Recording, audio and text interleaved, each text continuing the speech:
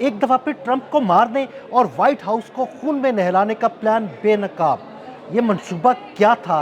ये मंसूबा कैसे बेनकाब हुआ और कब ट्रंप पर हमला किया जाना था और इस पे कौन-कौन मुलव्विस हो सकता है? इस बारे में अज़हर अली खान से बात करते हैं। अज़हर भाई, एक खबर सामने आई है कि व्हाइट हाउस पर एक बड़े हमले का प्लान किया गया था जिसमें ड्रोन्स को शामिल किया गया था। ट्रंप को निशाना बनाया जाना था, ट्रंप के साथ-साथ आला अमरीकी क़यादत को भी निशाना बनाया जाना था।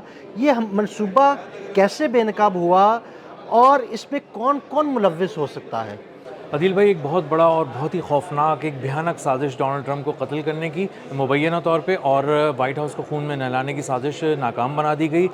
सब किरदारों को, इसमें बेशतर किरदारों को पकड़ा जा चुका है। और ये सरप्राइज़ जो था, जो कि बहुत ही एक नेगेटिव सरप्राइज़ है, जो डोनाल्ड ट्रंप को 14 तारीख को, उनको 14 जून को दिया जाना था, जो उनकी बर्थडे थी, जिस दिन वो 80 साल के हो गए थे। और इसीलिए वाइट हाउस में एक बहुत बड़े पैमाने पर एक UFC इवेंट का इनेकाद किया गया था, एक फ़ाइट का इनेकाद किया गया था, जहाँ बड़े बड़े UFC फाइटर्स आए हुए थे और तकरीबन 4300 लोग वहाँ पर मौजूद थे। और इन लोगों को कत्ल किया जाना था, इन पे स्नाइपर शूटिंग करनी थी, ड्रोन्स भेजने थे, ड्रोन्स के ज़रिए हमला करना था। और ये इतनी बड़ी साजिश थी कि जब FBI को इसके बारे में पता चला तो 10 जून को उन्होंने सिनसिनाटी, एक ओहायो के करीब एक जगह है, वहाँ पे उन्होंने रेड किया और वहाँ पर रेड करके उन्होंने कुछ लोगों को गिरफ़्तार किया।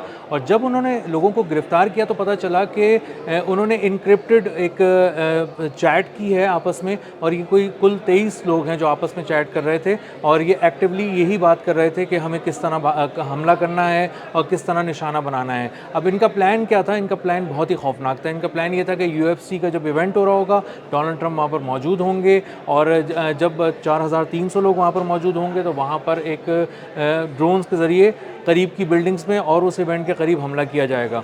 जी, और इस तरह हमला किया जाएगा कि तमाम लोग एक ही सिम्त में भागना शुरू हो जाएं। और जिस सिम्त में उनको भागना था, वहाँ पर फायरिंग की जाएगी। वहाँ पर फायरिंग की जाएगी। वहाँ पर उन्होंने स्नाइपर्स रखे हुए थे, तैनात किए हुए थे, अलर्ट किए हुए थे और उन स्नाइपर्स को एक-एक करके ताक-ताक कर उन 4300 लोगों में से बेशतर लोगों का कत्ल करना था। और इससे आप कह सकते हैं कि व्हाइट हाउस को वो खून में नहलाना चाह रहे थे और उसकी साजिश तैयार हो यानी ये चुकी थी। पूरा मंसूबा तैयार हो चुका था, फिर FBI को पता लगा तो FBI ने छापा मारा और 10 जून को जो है वो इससे मुतालिक जितने भी लोग थे उनको गिरफ्तार किया गया। सारे लोग गिरफ्तार हो चुके हैं या कुछ अभी बाकी हैं? जी, कुछ ऐसे लोग हैं जिनकी गिरफ़्तारी अभी होनी है, लेकिन काफ़ी सारे लोग ऐसे हैं जो गिरफ़्तार किए जा चुके हैं। और जब उनसे इंटेरोगेट किया तो उन्होंने बताया कि हम एक जो सॉफ्टवेयर था, एक ऐप थी, बल्कि एक चैटिंग ऐप थी, उसके ज़रिए वो आपस में चैट कर रहे थे। और उनका यही प्लान था कि जब ये लोग यहाँ पर जमा हो जाएँ तो वो अटैक करें और उनको फिर स्नाइपर, पहले ड्रोन से और फिर स्नाइपर के साथ शूट किया जाए। और इसलिए उनको अंदाज़ा था कि जब भगदड़ मचेगी तो बहुत से लोग कुचले भी जाएंगे, तो अमवात की तादाद बहुत ज़्यादा होनी थी। 4000 के करीब लोग हो तो ऑब्वियसली स्टैम्पीड तो होगी। जी, बिल्कुल ऐसा ही है। और उनका ये था कि जब वो कुचले जाएँगे और फिर हम भी मारेंगे, फिर ड्रोन से भी अटैक होंगे, तो तकरीबन 1500 के करीब आर्मी के वहाँ पे एक्टिव सोल्जर्स वहाँ मौजूद थे, उसकी हिफाजत के लिए भी मौजूद थे, उनको भी निशाना बनाया जाना था। तो ये एक बहुत बड़ी गैर मामूली नौइयत की भयानक साजिश थी।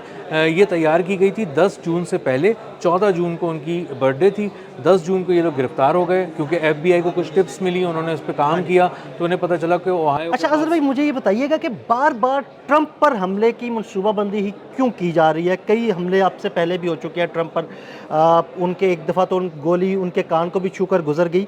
तो ये ऐसा क्यों हो रहा है? क्या वाक़ई ये रियल हमले पहले जो हुए या ये फेक हमले होते हैं जिन्हें रियल करके दिखाया जाता है?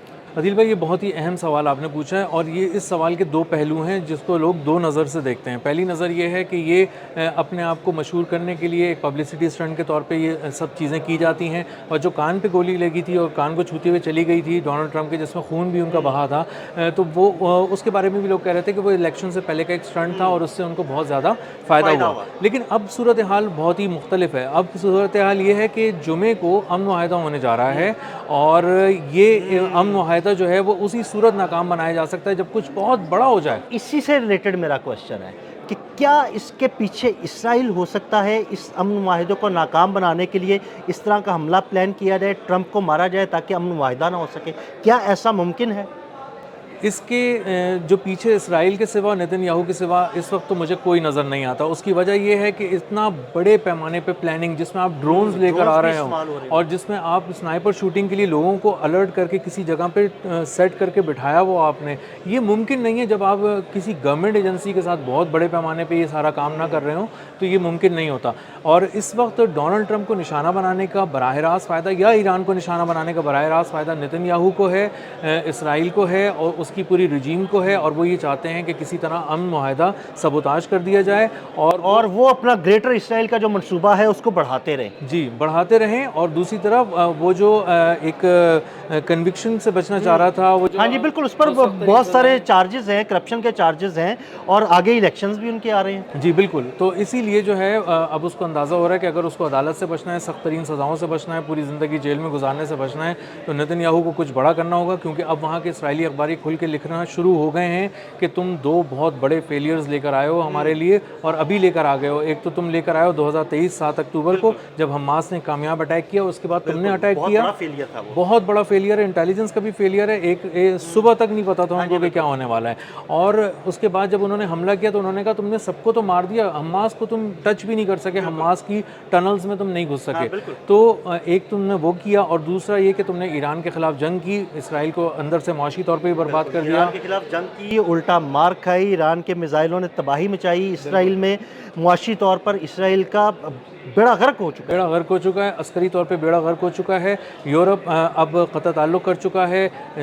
अमेरिका देखे ना, अमेरिका भी पीछे हटना शुरू हो गया ना। जी, डोनाल्ड ट्रंप जान छुड़ा रहे हैं। डोनाल्ड ट्रंप ने कह दिया कि रिफ्यूलिंग टैंकर्स वहाँ से निकालो, बैन गोरियन जो उनका एयरपोर्ट है वो वहाँ से उड़ना शुरू हो गए हैं। जो उन्होंने बैन गोवेर, उनका एक कौमी सलामती का मुशीर रहा है और बहुत ही एक की पर्सनैलिटी है जी, उसको वीज़ा जो है उसका इतना टाला उसको वीज़ा देने से कि उसने अपना अमेरिका का विजिट जो मियामी का था वही कैंसिल कर दिया। तो इस वक्त कई डेवलपमेंट्स ऐसी हो रही हैं जिससे आप ये कह सकते हैं कि डोनाल्ड ट्रंप जो हैं वो मुकम्मल तौर पर इसराइल से जान छुड़ा रहे हैं, कतई ताल्लुक़ कर रहे हैं, फासले बढ़ा रहे हैं। और यही वो वक्त है जब नेतन्याहू कह रहा है कि मुझे अगर अमन मुआहदा सबोताज करना है तो मुझे बराह रास्त या तो ईरान के अंदर एक बड़ा वार करना होगा या फिर बराह रास्त डोनाल्ड ट्रंप को निशाना बनाना। अच्छा, FBI ने यकीनन जो लोग पकड़े हैं उनके खिलाफ कार्रवाई भी शुरू कर दी है और आहिस्ता आहिस्ता गुत्थियाँ भी सुलझना शुरू हो जाएंगी।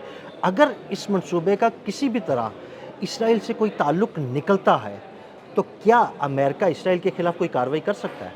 अदिल भाई, एक लॉन्ग टर्म में अपनी पॉलिसी को रिवाइज़ कर लेगा अमेरिका। और अब अगर ये ताल्लुक़ नहीं भी निकलता तो अब तक इतने ज़्यादा जुर्म कर चुका है इसराइल और नेतन्याहू के, अब डोनाल्ड ट्रंप को समझ में आ गया, अमेरिका को भी समझ में आ गया, उनकी एडमिनिस्ट्रेशन को, कि हमें फासला रखना है। और अगर ये इस तरह की कोई चीज़ सामने आती है तो कहीं ना कहीं वो नेतन्याहू को हिट करेंगे, निशाना बनाएंगे। इस तरह निशाना बनाएंगे कि उसकी मदद जो आज तक की जा रही थी केसेस के हवाले से वो वापस ली जाएगी, उसको एक्सपोज किया जाएगा दुनिया के अंदर। और कहीं ना कहीं अगर एक दफ़ा ये नाम ले लिया गया कि इसके पीछे नेतन्याहू या इसराइल है, सारी चीज़ों के पीछे यहूदी लॉबी, बिल्कुल जी बिल्कुल। अगर ये किसी तरह इन्होंने कह दिया पूरी तहकीकात के बाद, सामने आने के बाद, तो ये इतना बड़ा झटका होगा कि इसके बाद आप नेतन्याहू को पॉलिटिक्स से भी माइनस समझें, इसराइल से भी माइनस समझें, और पूरी दुनिया जो है वो उसमें वो भागता फिरेगा और कहीं उसको जायपना नहीं मिलेगी। बहुत शुक्रिया अजहर भाई जी। बिल्कुल, अजहर भाई ने बड़ी तफसील के साथ इस खौफनाक मनसूबे से पर्दा उठाया। मज़ीद अपडेट्स के लिए हमें फॉलो करते रहे। अदील अहमद और अजहर अली ख़ान को इजाज़त दीजिएगा। अल्लाह हाफ़िज़।